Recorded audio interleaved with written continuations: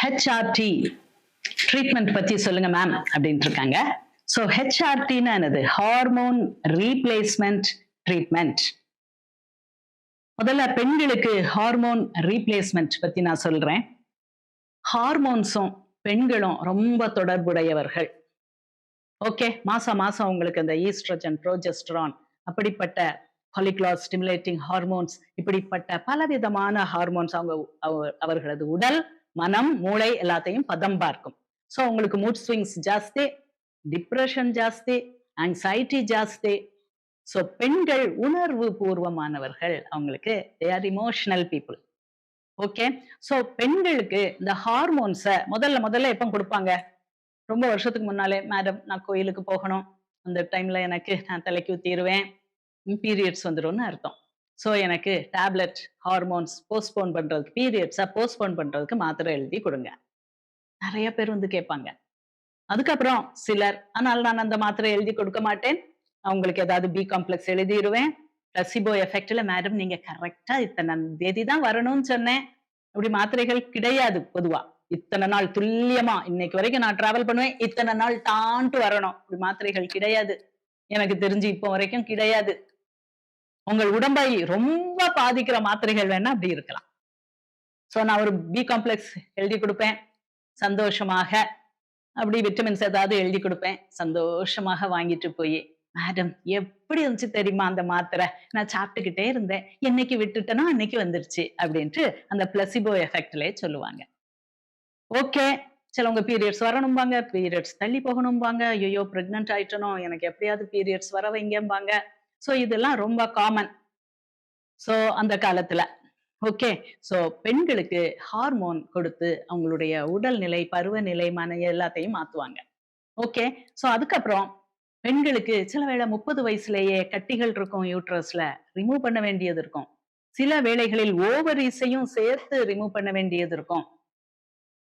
Menopausal டைம்ல ரொம்ப bleeding ஆகுதுன்னு சொல்லி எல்லாத்தையும் சேர்த்து எடுக்க வேண்டியது இருக்கும்.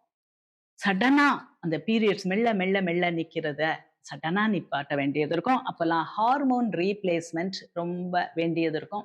சில பெண்களுக்கு கர்ப்ப தடைக்காக அந்த காலத்துல இந்த ஹார்மோனல் பில்ஸ் கொடுப்போம். Okay, contraceptive pills. அப்போ அவங்களுக்கு அதனால உடம்பு பருமன் வைக்கும். ஆனாலும் அந்த மாத்திரைகள் சில பேர் எடுப்பாங்க. ஓகே, சோ பெண்களும் ஹார்மோன்ஸும் ரொம்ப ரொம்ப தொடர்புடையது. குழந்தை பேற்றின் போது ஆக்சிடோசின் அப்படிங்கிற அந்த ஹார்மோன் நிறைய ஏற்றப்படும் உடலில். சோ அந்த கர்ப்பப்பை சுருங்குவதற்கும், பிரஸ்ட் மில்க் எக்ஸ்பிரஸ் ஆகுறதுக்கும், அதுக்கெல்லாம் அது நிறைய யூஸ் ஆகும். சோ ஹார்மோன் ரீப்ளேஸ்மெண்ட் வந்து இப்போ முன்னால ரொம்ப டைட்டா சொன்னாங்க, அதனால ஹார்ட் டிசீஸ் வரும், அதனால கேன்சர் வரும். இப்போ எல்லாரும் இல்லை அப்படிங்கிறாங்க. ஹார்மோன் ரீப்ளேஸ்மெண்ட் பண்ணிக்கொள்ளலாம். ஏன்னா லைஃப் எக்ஸ்பெக்டன்சி கூடுது. நான் சொல்லியிருக்கேன் உங்கள்ட்ட, ஒரு 100 150 வருடங்களுக்கு முன்னால மெனோபாஸை பார்த்த பெண்கள் மிக சிலர். எல்லாரும் இறந்துருவாங்க அதுக்குள்ள. மெனோபாஸ் ஏஜ்ல கூட அவங்க வாழ மாட்டாங்க. ஏன்னா அப்ப கான்ட்ராசெப்டிவ் கிடையாது. குழந்தை பெற்று எங்க வீட்லயே 7 பிள்ளைகள். ஓகே, சோ இப்படி குழந்தை பேரு, அது இன்ஃபெக்ஷன், அது இது, இரத்த இழப்பு, இரத்த சோகை, இப்படி இறந்து விடுவார்கள். ஓகே, இப்போ தான் பெண்கள் வாழ்றாங்க, மெனோபாஸை தாண்டி வாழ்றாங்க. 60, 70, 77 வயசு, 80 வயசு, 90 வயசுன்னு வாழ்றாங்க. சோ ஹார்மோன் ரீப்ளேஸ்மெண்ட் மிகவும் அவசியமாகிறது. ஆண்களுக்கு தேவையா? எஸ், ஆண்களுக்கும் ரொம்ப தேவையாகிறது. ஆண்களுடைய லைஃப் எக்ஸ்பெக்டன்சியும் கூடிருச்சு. இன்றும் சில அமேசான் காடுகளில் லைஃப் எக்ஸ்பெக்டன்சி எவ்வளவு? அவங்களுக்கு வேக்சின் கிடையாது, அவங்களுக்கு கொசுவெல்லாம் அங்க பாதுகாப்பு கிடையாது, இன்செக்ட் பைட்னா உடனே கூட்டிட்டு ஓடுறதுக்கு டாக்டர்ஸ் கிடையாது. சோ அங்க வந்து அவங்களுடைய லைஃப், ஈவன் மென்னுக்கு 35 வயசு தான், 35, 40 வயசு தான் அமேசான் காடுகளில் வாழ்கிற சில ட்ரைப்ஸுக்கு. சோ நம்ம வாழ்க்கை நமக்கு லாங் லைஃப், நம்ம வாழும்போது லாங் லைஃப் மட்டும் இல்ல, எஃபெக்டிவாவும் வாழணும். ஒரு வெஜிடபிள் மாதிரி ஒரு வாழ்க்கை அல்ல, படுத்த இடத்திலே படுத்து மத்தவங்க ஹெல்ப் பண்ணி அப்படி வாழ்ற வாழ்க்கை அல்ல. உங்களுடைய தேவைகளை நீங்களே சரி செய்து கொண்டு வாழ்கிற அந்த ஒரு அழகான வாழ்க்கை வாழணும்னா ஹார்மோன் ரீப்ளேஸ்மெண்ட் நம்ம செய்யதான் வேண்டியது இருக்குது. நம்மள அறியாமலே நிறைய ஹார்மோன்ஸ் நம்மகிட்ட சேருது. ஓகே, சோ அந்த மாடுகளுக்கோ அந்த கோழிகளுக்கோ நம்ம பிராய்லர் சிக்கன், எக்ஸ்க்கு அதுக்கெல்லாம் நெறைய இன்ஜெக்ஷன் போட்டு இன்ஜெக்ஷன்ல தான் வளருது. நெறைய மேக்கப் திங்ஸ் அந்த ஈஸ்ட்ரோஜன் அந்த ஃப்ளஷ் அல்லது அந்த ப்ளூமிங்கா முகம் இருக்கதுக்கு அந்த ஈஸ்ட்ரோஜன் நம்ம கிரீம்ஸ்ல நெறைய சேர்க்கப்படுது. மேக்கப் திங்ஸ்லலாம்.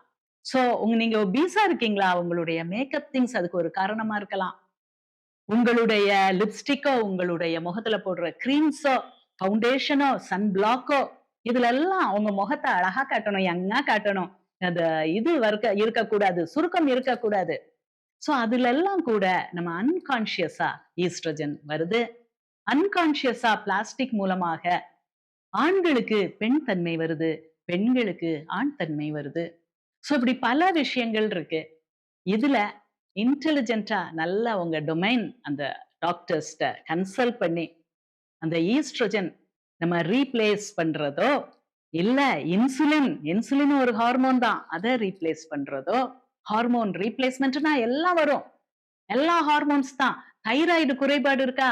தைராய்டு ஹார்மோன் ரீப்ளேஸ் பண்ணுதோ, அயோடின் இல்லையா?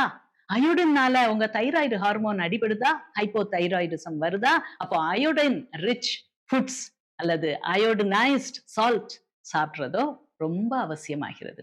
சோ ஹார்மோன்ஸ் தான் நம்ம உடலை பலப்படுத்தி, அழகுபடுத்தி, வளர்ச்சி கொடுத்து குரோத் ஹார்மோன்ஸ் இருக்கு. அந்த குரோத் ஹார்மோன்ஸ் அதுக்கு அப்புறமும் வேணும். குரோத் நின்னதுக்கு அப்புறமும் வேணும். குரோத்துக்கு மெயினா தைராக்சின் ஹார்மோன் வேணும். அந்த தைராக்சின் ஹார்மோனுக்கு அயோடின் வேணும். மென்டல் ரீட்டார்டேஷன் ஆயிரும். இப்போலாம் பிறந்த உடனே பிள்ளைய அயோடின் ஐ மீன் அந்த தைராக்சின் எப்படி இருக்குன்னு செக் பண்ணிடுறாங்க. சோ தைராக்சின் இருக்கா பிறந்த உடனே செக் பண்றாங்க. இல்லனா மென்டல் ரீட்டார்டேஷன் வந்துரும். இன்டெலிஜென்ட்டா இருக்கணுமா? அயோடின் ரிச் ஃபுட்ட தினம் தினம் சாப்பிடணும். ஓகே. சோ இது ஒரு பெரிய கடல். இன்னும் பேசுவோம்.